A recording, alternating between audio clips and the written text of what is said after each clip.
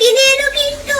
বিলের পাশে চিংড়ির হাট বসেছে, দাম অনেক কম। আজ দেখি নদীর পাড়ে তেমন কেউ নেই। বড় বড় চিংড়ি, আমার তো খুব আনন্দ হচ্ছে।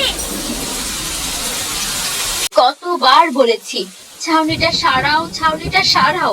মেয়েকে নিয়ে যে কেমন করে এই ভাঙা ঘরে ঘুমাবো। তুমি তো সবই জানো গিন্নি, কোনোরকম সংসারটা চালাই। ভাবছিলাম ঘরটা এবার সারিয়ে নেব, যা ছিল সংসারের পেছনেই চলে গেল। এমন করে আর বলতে হবে না, বিপদ আপদ কারোর বলে আসে না। বৃষ্টি কম হলে না হয় খাবো, এখনো তো রাত তেমন হয়নি। এখন রাত জাগতে পারবো না, শরীরটা তেমন ভালো না। দুজনে কি ভালোভাবে কথা বলতে পারো না? ওকে এত পাকনামি করতে হবে না।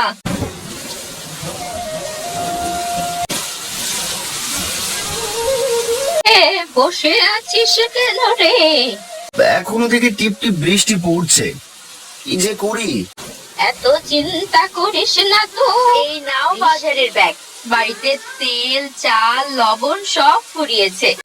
নদীতে কি মাছ পাবো? না, মাংস কিনে এনো কিন্তু। ঘরে গিয়ে পড়তে বস।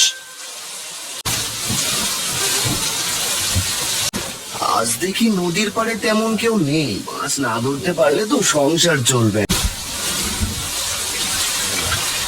সকালে এসেছি, এদিকে সন্ধে নামতে চললো। বেন মাছ, টাটকা টাটকা মাছ, নদীর মাছ। ছেলে মেয়ে মাছ ছাড়া ভাত খায় না। আমাকে সবগুলো মাছ দিয়ে দাও, এখন এবার বৃষ্টি নামবে, আমি চলে যাচ্ছি। এখন বিক্রি না করলে মাছগুলো বিক্রিও হবে না। ভাই নিয়ে যাও, কি আর করা। ঠিক আছে, তোমাকে 5 টাকা বেশি দিলাম, নাও। এই 50 টাকা দিয়ে কি আর মাংস কেনা যাবে? কেজি চাল আর 20 টাকার তেল আর 5 টাকার লবণ দাও দেখি। আমি দিতে পারবো না। বাকিতে দেন, কাল দিয়ে দেব। আমি তোমাকে আর বাকি দিচ্ছি না, জিনিস বিক্রি করি না। আর তুমি তো টাকা শোধ দিতেও পারো না ভাই। অনেক কষ্ট।